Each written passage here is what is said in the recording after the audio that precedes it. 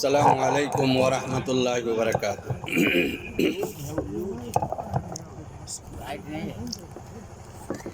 ان الحمد للہ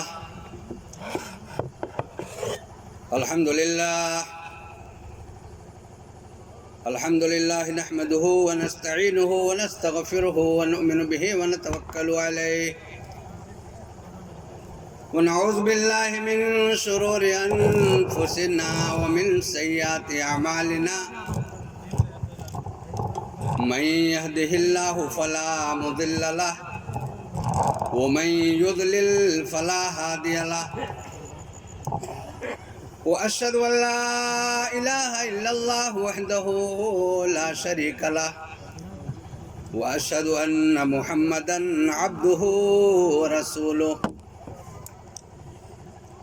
اما بعد فان خير الحديث كتاب الله وخير الهدي هدي محمد صلى الله عليه وسلم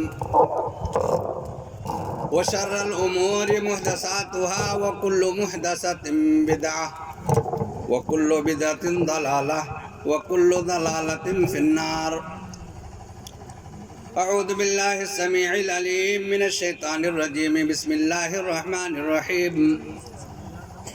يا أيها الذين آمنوا اتقوا الله حق تقاته ولا تموتن إلا وأنتم مسلمون. رب اشرح لي صدري ويسر لي أمري واحلل عقدة من لساني يفقهوا قولي. اللهم رب زدني علما.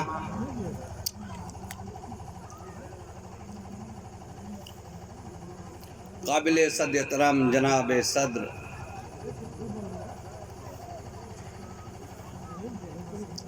اسٹیج پر تشریف فرما معزز علماء کرام، حفاظ کرام،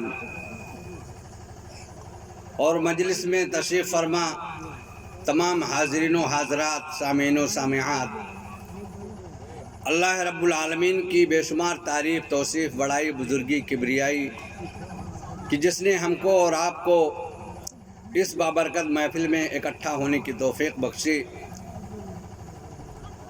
مختصر حمد کے بعد درود و سلام کی ڈالیاں نازل ہوں اللہ رب العالمین کے بھیجے گئے تمام پیغمبروں پر، بالخصوص ہمارے آخری نبی سید المرسلین، خاتم النبیین، شفیع المذنبین، رحمت للعالمین جناب محمد رسول اللہ صلی اللہ علیہ وسلم پر۔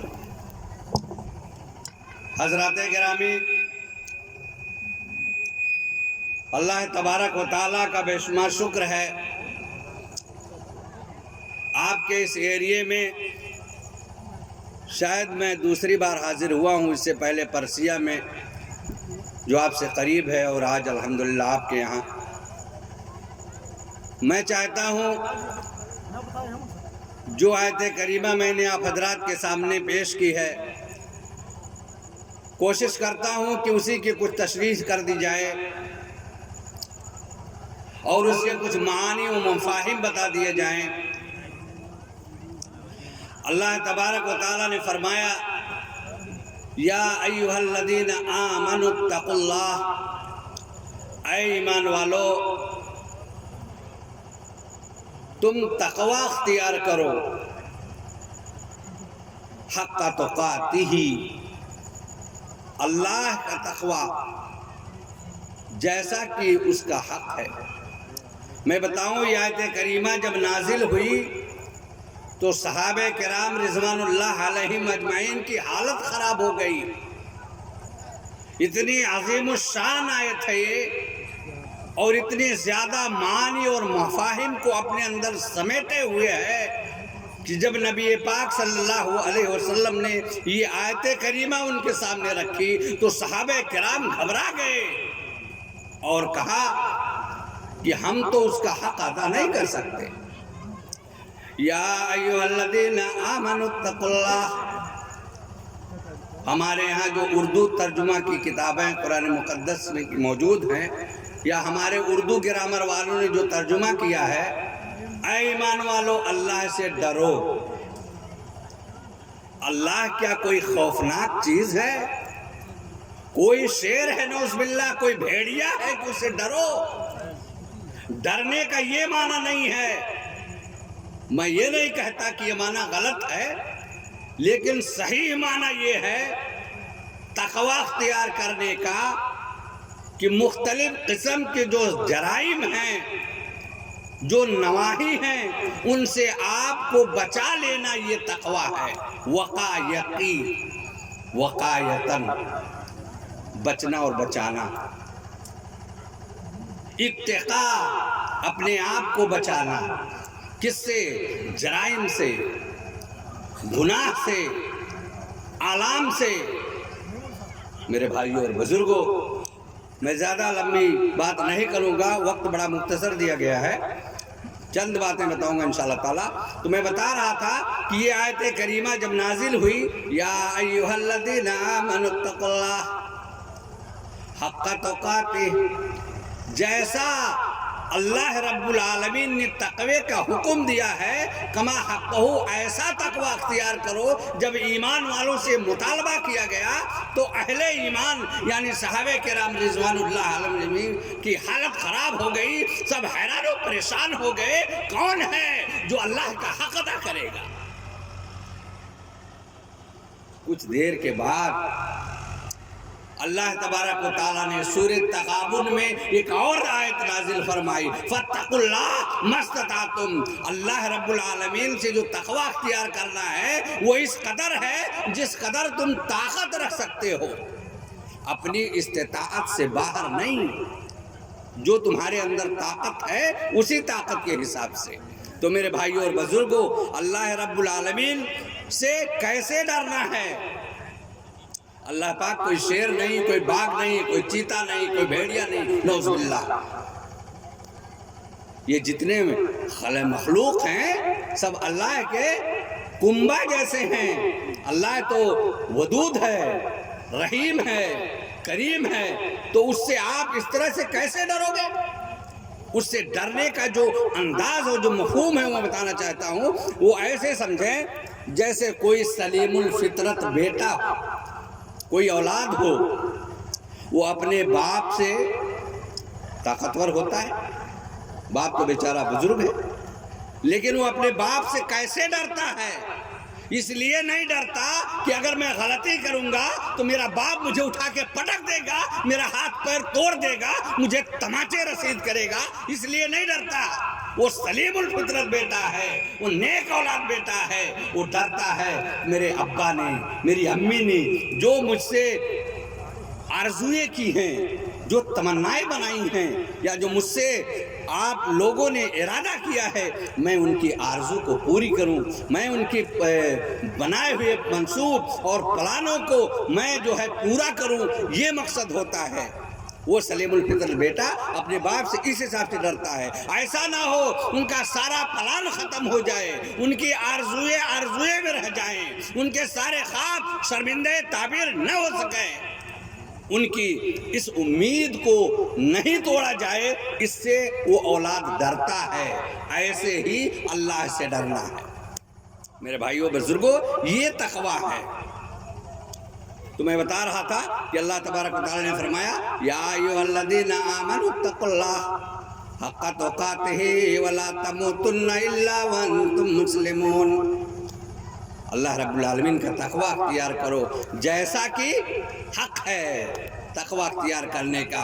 اور دیکھنا اس کے بعد جو آیت کا ٹکڑا ہے بہت عظیم اور بڑا تاکیدی ہے، دیکھنا ایسے نہ مرنا کہ فرما برداری کی حالت میں نہ رہو، وَلَا تَمُوتُنَّ إِلَّا وَأَنْتُمْ مُسْلِمُونَ۔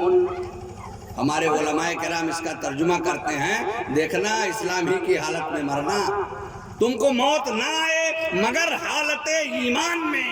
یہ ترجمہ ذرا پسند نہیں آتا۔ کیوں؟ کیونکہ ایک انسان، ایک ایمان والا گناہ کے بعد بھی اسلام میں رہتا ہے اور گناہ کے پہلے بھی اسلام میں رہتا ہے، تو کیا مطلب گناہ کرتا رہے؟ اس کا مطلب یہ نہیں ہے فرما بردار بن کے مرنا۔ کیا مطلب؟ فرما بردار بن کے بننا، کیونکہ ایک مسلمان جب زنا کرتا ہے تو زنا کے بعد بھی مسلمان رہتا ہے۔ حدیث شریف یاد نہیں آپ کو؟ میں بتاؤں، جناب رسول اللہ صلی اللہ علیہ وسلم فرماتے ہیں لا یزنی الزانی حین یزنی وہو مومن، لا یزنی الزانی حین یزنی وہو مومن، ایک زانی جب زنا کرتا ہے تو یہ حالت ایمان میں نہیں ہوتا، ایمان اس کے دل سے، اس کے دل سے نکل کے اس کے سر کے اوپر منڈلانے لگتا ہے، حالت ایمان میں وہ جرم نہیں کرتا، وہ فعل بد کا جب ارتکاب کرتا ہے اتنی حیا آتی ہے، اتنی شرم آتی ہے ایمان کو، اس کے دل سے وہ ایمان نکل جاتا ہے اور اس کے سر کے اوپر منڈلانے لگتا ہے۔ میرے بھائیو اندازہ کرو ایسی حالت میں جب آپ کی جان پرواز کر جائے تو کیا حالت ایمان میں ہوگی؟ اللہ نے فرمایا تم ایسی حالت میں نہ مرو کہ فرما بردار نہ رہو، زنا کر رہے ہو، جرم کر رہے ہو، اللہ رب العالمین کے بنائے ہوئے حدود کو پامال کر رہے ہو اور کہتے ہو کہ مسلم کی حالت میں مرو۔ میرے بھائیو مسلم کی حالت میں نہیں، فرما بردار کی حالت میں مرنا ہے، تب کامیابی ملے گی۔ جناب رسول اللہ صلی اللہ علیہ وسلم نے فرمایا لا یزنی الزانی حین یزنی وہو مومن ولا یسرق السارق حین یسرق وہو مومن، جب ایک چور آدمی چوری کرتا ہے، چوری کرنے کے ٹائم اس کا ایمان اس کے دل سے نکل جاتا ہے، وہ حالت ایمان میں چوری نہیں کرتا، ولا یشرب الخمر حین یشرب وہو مومن، ایک شرابی آدمی جب شراب پیتا ہے تو اس کا جو ہے ایمان اس کے دل سے نکل کے اس کے سر پہ منڈلانے لگتا ہے، حالت ایمان میں شراب نہیں پیتا۔ اب اندازہ کرو اگر اس طرح سے فعل بد میں، اس طرح کے جرائم میں، اس طرح کے کبیرہ گناہ میں یہ ملوث ہوتے ہی اگر ہماری روح پرواز کر جائے تو بتائیں کیا آپ فرما بردار والی موت مانیں گے؟ اللہ نے فرمایا فرما بردار والی موت۔ میرے بھائیوں اور بزرگوں فرما بردار والی موت چاہیے، تمہیں موت نہ آئے مگر فرما برداری کی حالت میں، فرما برداری ہونی چاہیے۔ میرے بھائیوں اور بزرگوں باتیں بہت ہیں، تقویٰ کے تعلق سے میں چند ایک بات اور بتاؤں گا انشاءاللہ تعالی۔ دیکھیے ہمارے اسلاف جو تھے وہ کس قدر پھونک پھونک کے قدم رکھتے تھے۔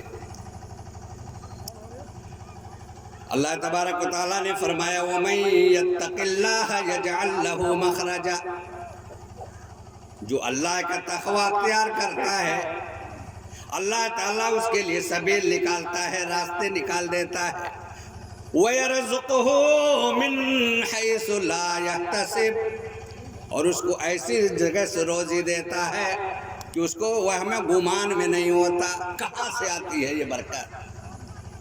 ایک جگہ اللہ پاک نے فرمایا وَلَوْ أَنَّ أَهْلَ الْقُرَىٰ آمَنُوا وَاتَّقُوا لَفَتَحْنَا عَلَيْهِمْ بَرَكَاتٍ مِّنَ السَّمَاءِ، اگر یہ بستی والے ایمان لے آئے ہوتے، اگر یہ بستی والے اللہ سے ڈرے ہوتے، تقوی اختیار کیے ہوتے تو ان پر ہم لَفَتَحْنَا عَلَيْهِمْ مِن بَرَكَاتِ السَّمَاءِ، ہم ان کے اوپر آسمان سے برکتیں کھول دیتے، پانی کا نزول ہوتا، زمین سے پودے نکلتے، آپ کے دھان میں، گیہوں میں، موسم میں، باغات میں، آم کے درختوں میں پھلوں کی جب کمی ہوتی ہے تو شکایت کرتے ہو کہ اللہ تبارک و تعالیٰ نے اس سال پھل ہی نہیں دی، گیہوں اتنی محنت سے بویا تھا مگر غلہ ہی نہیں آیا۔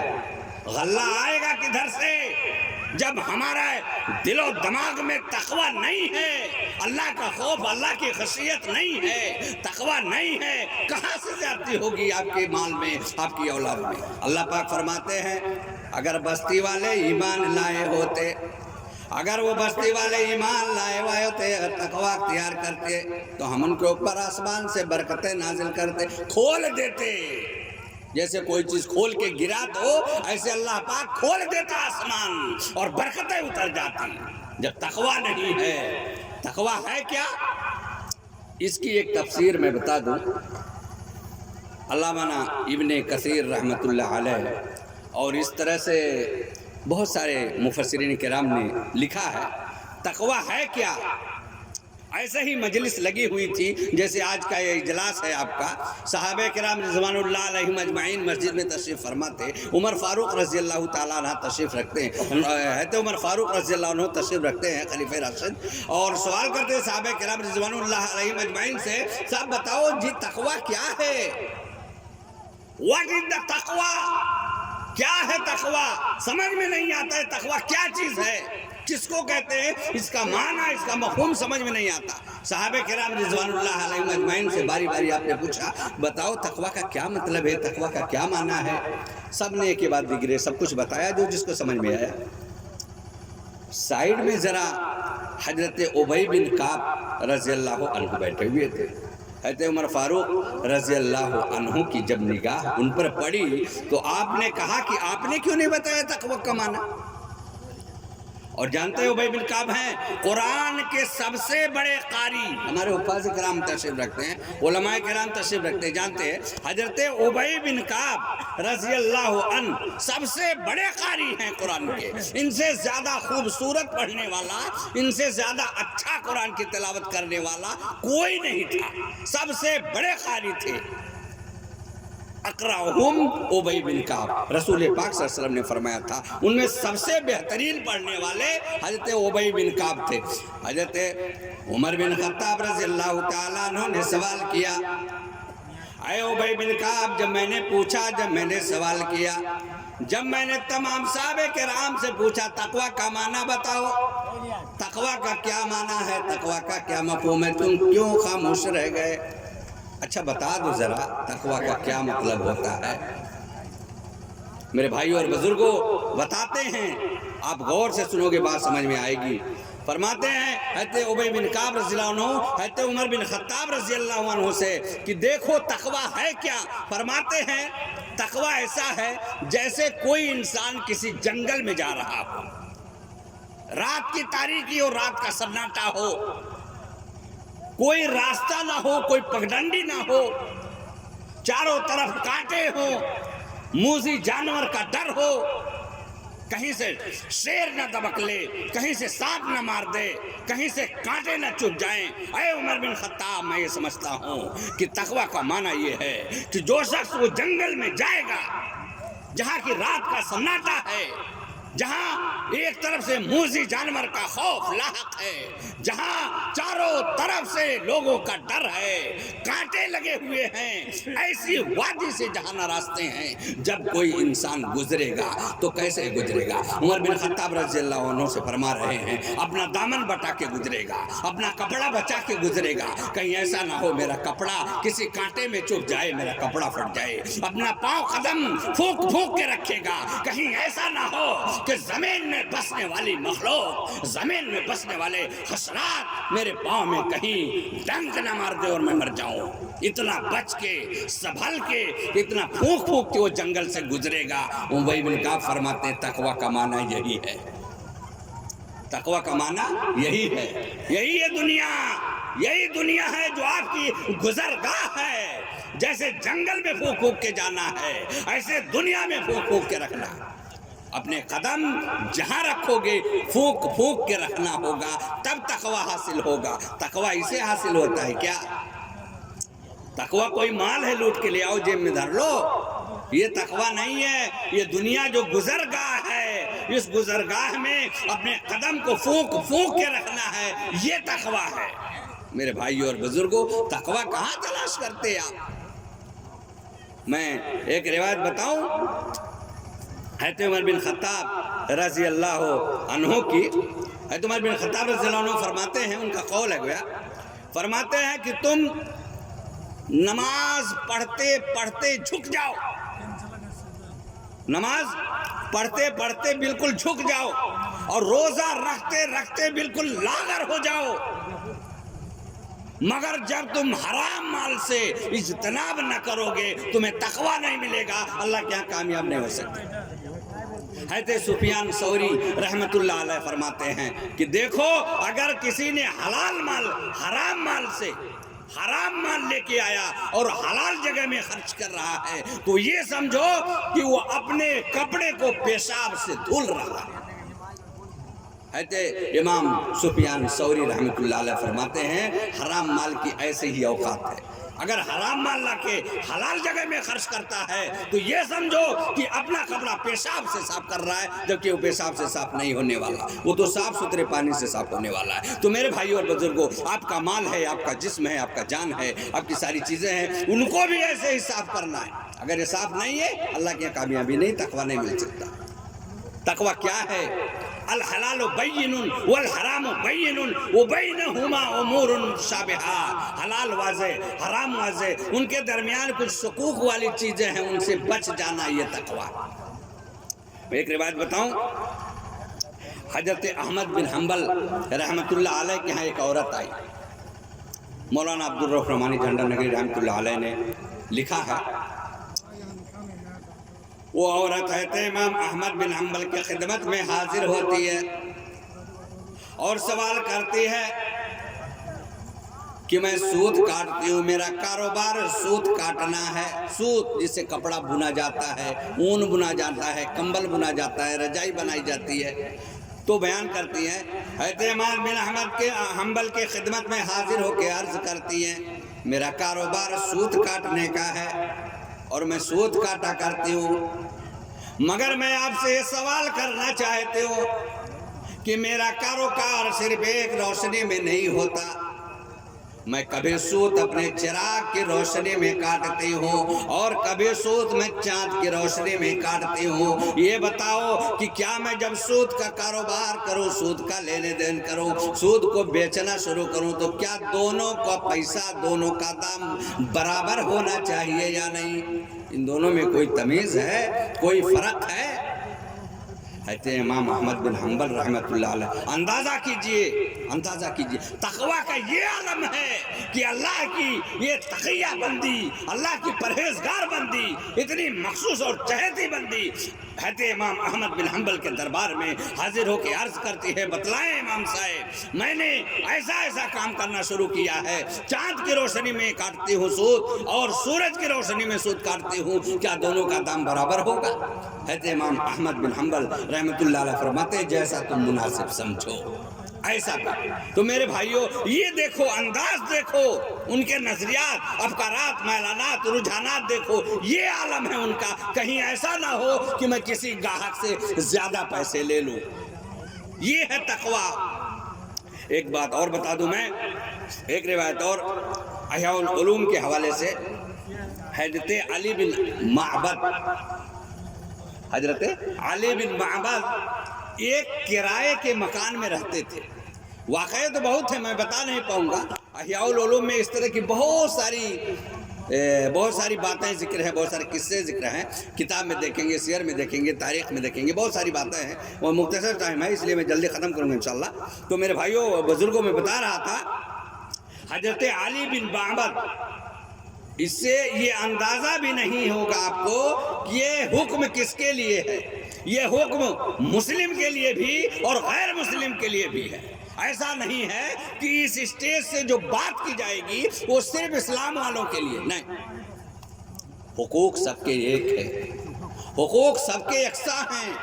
اگر آپ نے کسی کا حقوق دبایا ہے تو غلط ہے، کسی مسلم نے مسلم کا دبایا تو غلط، کسی مسلم نے غیر مسلم کا دبایا تو بھی غلط۔ یہی تو قانون ہے، اسلام کا نرالا شان تو عجیب ہے۔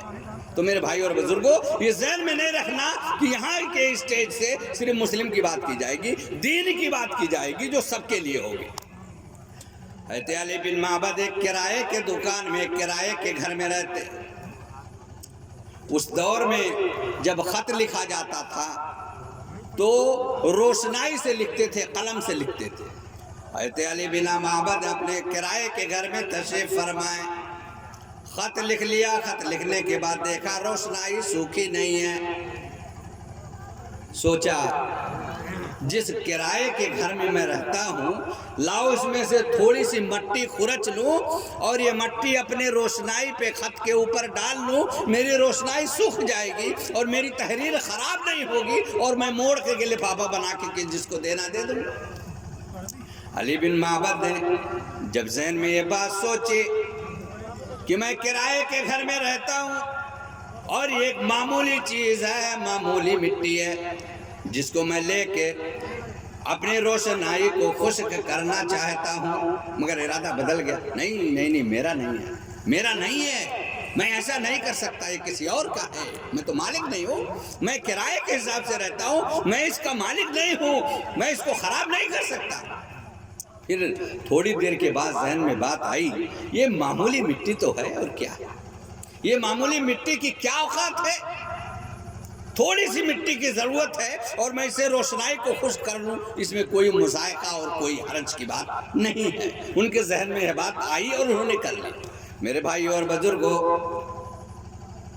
جب مٹی نکال لی، روشنائی پہ ڈال لی، لفافہ اور خط کو خشک کر لیا، خشک کرنے کے بعد رات کی تاریکی میں جب محو خواب ہوئے، جب بستر پہ سوئے، خواب میں دیکھتے ہیں کسی نے آ کر کے خواب میں عرض کیا، اے علی بن معبد تم کیا سمجھتے ہو، اتنی معمولی مٹی نہیں ہے، اس معمولی کی اتنی کم اوقات نہیں ہے جتنا تم سمجھتے ہو، تمہیں آخرت میں اس کا پتہ چلے گا۔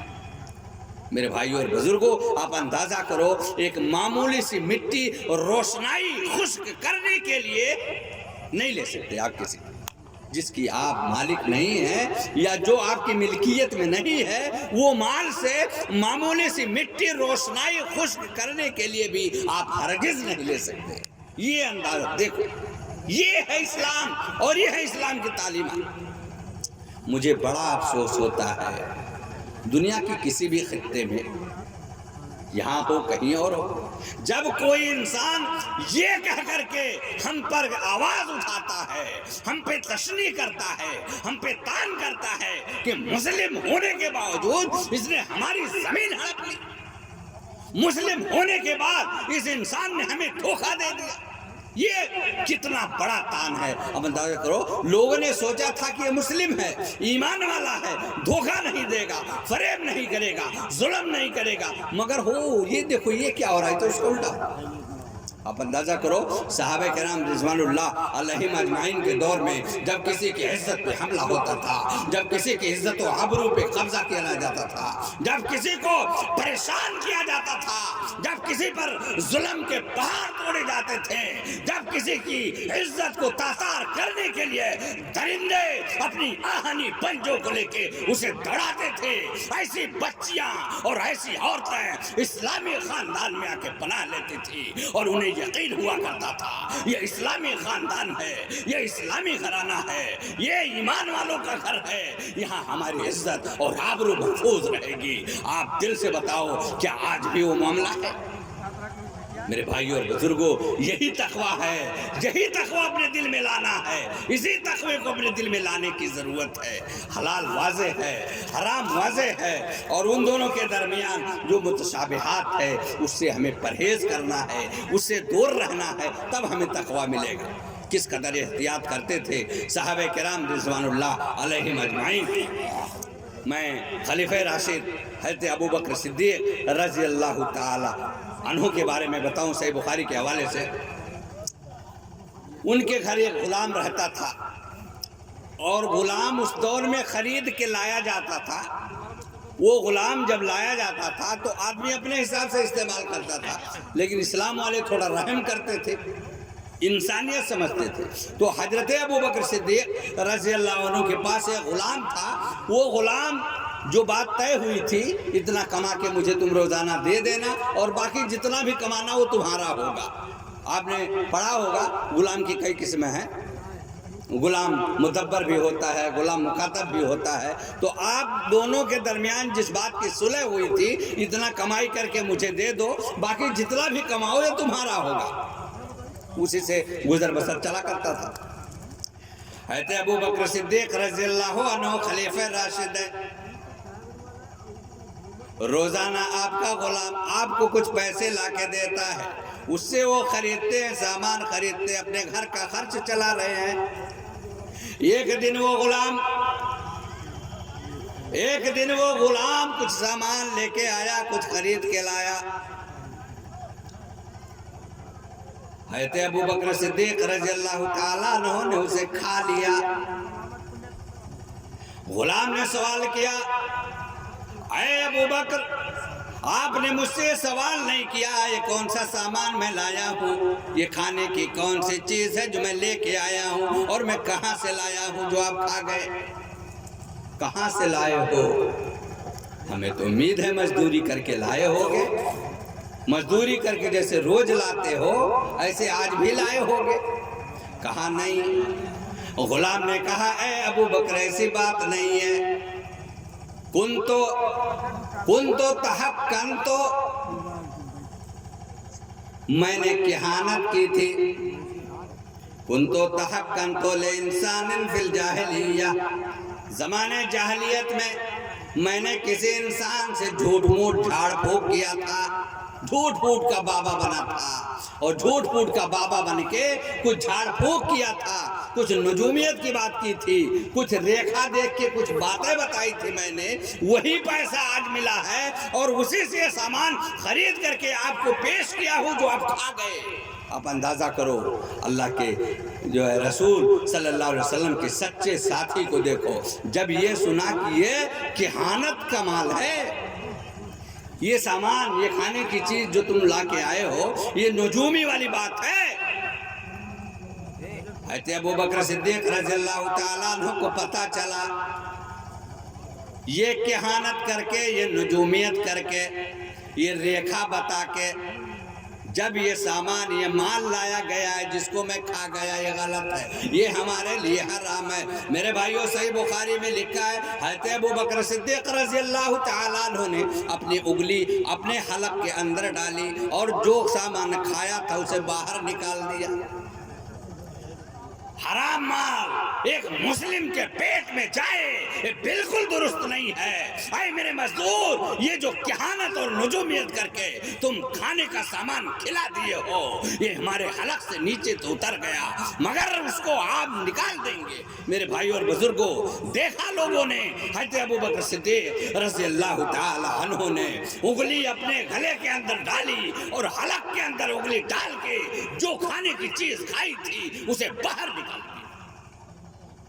ایک اور روایت اسی طرح ملتی جلتی موطا امام مالک کی ہے جو حضرت عمر فاروق خلیفہ راشد دوم ان کے بارے میں آتا ہے کہ حضرت عمر فاروق رضی اللہ تعالیٰ عنہ کو دودھ پلا دیا گیا۔ دودھ تو بڑا عام تھا نا عرب میں، جس کو دیکھو بکری، جس کو دیکھو بکری، جس کو دیکھو اونٹ، گویا ان کی کھیتی باڑی جیسے ہمارے پاس کھیتی ہے، گیہوں ہے، چاول ہے، دال ہے، ایسے ان کو یہاں اونٹ ہوا کرتے تھے، بکریاں ہوا کرتی تھی اور بڑے رئیس تھے وہ لوگ، بڑے مالدار تھے، ان کے یہاں دودھ کی کمی نہیں تھی۔ آج دودھ کی کمی ہے، ڈھونڈتے رہو ملتا نہیں، کہیں ملتا ہے تو الحمدللہ ثم الحمدللہ بڑے پانی اور بڑے ذوق و شوق کے ساتھ، تو اس دور میں ایسا معاملہ نہیں تھا، بڑی وافر چیزوں میں ملتی تھی، وافر تعداد میں۔ تو بتاتے ہیں عمر بن خطاب رضی اللہ تعالیٰ عنہ کے خدمت میں دودھ کا پیالہ لایا گیا۔ حضرت عمر بن خطاب رضی اللہ تعالیٰ عنہ نے وہ دودھ کا پیالہ پی لیا، پینے کے بعد پوچھا کہ میں تو روز برابر پیتا ہوں لیکن آج جو پی رہا ہوں اس کا ذائقہ کچھ اور ہے، بنا بتاؤ تو پتہ تو کرو یہ کیا ہے، یہ کون سا دودھ ہے، اس کا ذائقہ ذرا بدلا ہوا مجھے لگ رہا ہے۔ اتنے دور اندیش ہیں، فرما رہے ہیں میں دودھ تو پیتا ہوں مگر آج جو دودھ تم لوگوں نے ہمیں پلا دیا ہے یہ دودھ کا ذائقہ الگ لگ رہا ہے، جاؤ تفتیش کرو، پتہ کرو یہ کون سا دودھ ہمیں پلا دیا گیا۔ میرے بھائیوں اور بزرگوں، تفتیش کے بعد پتہ چلا یہ دودھ جو آپ کو پلایا گیا ہے یہ صدقے کا دودھ ہے۔ کس کا؟ صدقے کا۔ اور جو ہاشمی خاندان ہے نا اس کے لیے صدقہ جائز نہیں ہے، خود میرے رسول اللہ صلی اللہ علیہ وسلم کے لیے بھی صدقہ جائز نہیں تھا، علماء کرام جانتے۔ ہاں اگر کوئی ہدیہ دیتا، تحفہ دیتا کوئی چیز تو آپ لے لیتے، لیکن اگر کوئی صدقہ دیتا تو جناب رسول اللہ صلی اللہ علیہ وسلم کے لیے یہ چیز حلال نہیں تھی، آپ اسے قبول نہیں فرماتے۔ جب کوئی ہدیہ دیتا تو قبول فرما لیتے۔ حضرت عمر بن خطاب رضی اللہ تعالیٰ عنہ کے لیے بھی صدقہ کا مال حلال نہیں تھا۔ جب انہیں دودھ پلا دیا گیا اور انہیں پتہ چل گیا مجھے حرام چیز کھلا دی گئی، حرام چیز، پورا دن کھاؤ، پوری رات کھاؤ، کوئی فرق نہیں پڑتا۔ حضرت عمر بن خطاب رضی اللہ تعالی عنہ نے جب دودھ پی لیا، اور دودھ پینے کے بعد جب آپ کو پتہ چل گیا کہ یہ میں نے دودھ جو پیا یہ صدقے کا مال کا ہے، صدقے کا مال ہے، میرے بھائیوں غور کرو، حضرت عمر بن خطاب رضی اللہ تعالیٰ عنہ نے اپنی انگلی اپنے حلق کے اندر ڈالی اور جتنا دودھ پیا تھا وہ سب قے کر کے باہر نکال دیا۔ کہاں جاؤ گے؟ سوچو، ایسے اسلام نہیں پھیلا تھا۔ میرے بھائیوں سوچ رہے تھے یہ حلال نہیں ہے، اگر یہ حرام لقمہ ہمارے جسم و جاں میں گیا، ہماری بوٹی میں گیا، ہماری رگوں میں سرایت کر گیا، نسل خراب ہو جائے گی، ایمان لوٹ جائے گا، ایمان ختم ہو جائے گا۔ تقویٰ کیا ہے؟ یہی تقویٰ ہے، جو حلال ہے وہ واضح ہے، جو حرام ہے وہ واضح ہے، دونوں کے درمیان جو متشابہ چیز ہے اس سے بچنا، یہی تقویٰ ہے۔ میرے بھائیوں اور بزرگوں، اسی کو اللہ تبارک و تعالیٰ نے فرمایا تھا، جو ہے لَن يَنَالَ اللَّهُ لُحُومُهَا وَلَا دِمَاؤُهَا وَلَكِن يَنَالُهُ التَّقْوَىٰ مِنكُمْ۔ کیا سمجھتے ہو؟ یہ جو بڑی بڑی قربانی کرتے ہو، اللہ کے ہاں اس کا گوشت جاتا کیا؟ اس کا خون جاتا کیا؟ اس کا خور جاتا کیا؟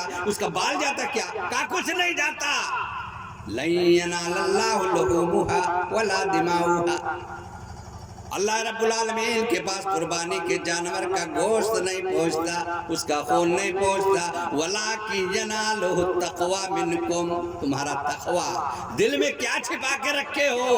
اللہ کے لیے قربانی کی ہے، اللہ کی رضا کے لیے کی ہے، یا لوگوں کو دکھانے کے لیے کیا ہے؟ اللہ رب العالمین کے پاس یہ جاتا، یہ تقویٰ جاتا ہے، یہی تقوی کی ضرورت ہے۔ تقویٰ کیا ہے؟ لوگ سوچتے ہیں، ایک چیز میں بتا دوں، عام پبلک کے سامنے اپنا پوچھ بنانے کے لیے کوئی کام چھوڑ دیا، کوئی غلط کام تھا، دیکھا تو بڑی پبلک ہے، بڑی بے عزتی ہو جائے گی، ناک کٹ جائے گی، چھوڑ دیا۔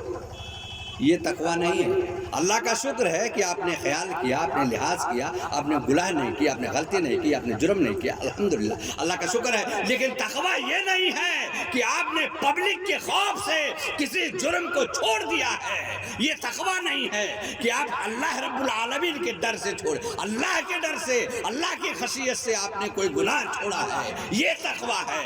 قوم، ملت، لوگ، پبلک، عوام الناس کے خوف سے اگر آپ نے کوئی چیز چھوڑی ہے، کوئی غلط کام چھوڑ دیا ہے، یہ تقویٰ نہیں ہے۔ لوگ کیا کہیں گے؟ ارے لوگ نہیں، یہ سوچو اللہ کیا کہے گا، یہ سوچو میرے بھائیوں اور بزرگوں، دل و دماغ میں یہ بات لاؤ کہ اللہ کیا کہے گا۔ اللہ رب العالمین کو منہ دکھانا ہے، اس کے لیے تقویٰ بنانا ہے، وہ تقویٰ بناؤ، اللہ کیا کہے گا۔ دنیا کیا ہے؟ دنیا کے چند لوگ آج کہیں گے کل ختم ہو جائیں گے، آج میں بول رہا ہوں، کیا بھروسہ میرے بھائی اور بزرگ۔ تو میرے بھائیوں اور بزرگوں، چٹھی آ چکی ہے اور میرا ٹائم ختم ہو چکا ہے۔ میں آپ سے یہی عرض کرنا چاہوں گا کہ جو تقویٰ چاہیے اللہ کو، اللہ سے ڈرنے کا جو معنی مفہوم بتایا گیا، جیسے ایک بچہ اپنے باپ کا ادب کرتا ہے، احترام کرتا ہے، تعظیم کرتا ہے، اس کے سپنوں کو ساہکار کرنے کے لیے، اس کی آرزوؤں کو پوری کرنے کے لیے کوشش کرتا ہے تاکہ میرے باپ کی آرزو ٹوٹ نہ جائے، اس طرح کا ڈر جب آپ کے دل کے اندر ڈالا جائے گا، اترے گا، جمے گا، ثابت ہوگا، پھر آپ اللہ رب العالمین کا تقویٰ اختیار کر پائیں گے۔ اور اسی کو اللہ تبارک و تعالیٰ نے قرآن مقدس میں بار بار کہیں متقین مفازہ، کہیں کچھ کس طرح سے ہمارے حفاظ کرام بتاتے ہیں، اور قرآن مقدس میں آپ دیکھتے ہیں کتنی ساری جگہوں پہ اس طرح سے متقیوں کا تذکرہ ہے، ان کے لیے جنت کا وعدہ ہے اور ان کے لیے بڑی ساری بشارتیں ہیں۔ تو میرے بھائیوں اور بزرگوں، یہ تقویٰ اپنے ذہن و دماغ کے اندر، اپنے دل و دماغ کے اندر ہم کو لانا ہے۔ اللہ تبارک و تعالیٰ سے آئیے ہم اور آپ مل کر کے دعا کریں کہ اللہ رب العالمین ہم تمام لوگوں کے دلوں کو تقویٰ سے منور کر دے۔ ربنا آتنا فی الدنیا حسنہ وفی الآخرۃ حسنہ وقنا عذاب النار۔ السلام علیکم ورحمۃ اللہ وبرکاتہ۔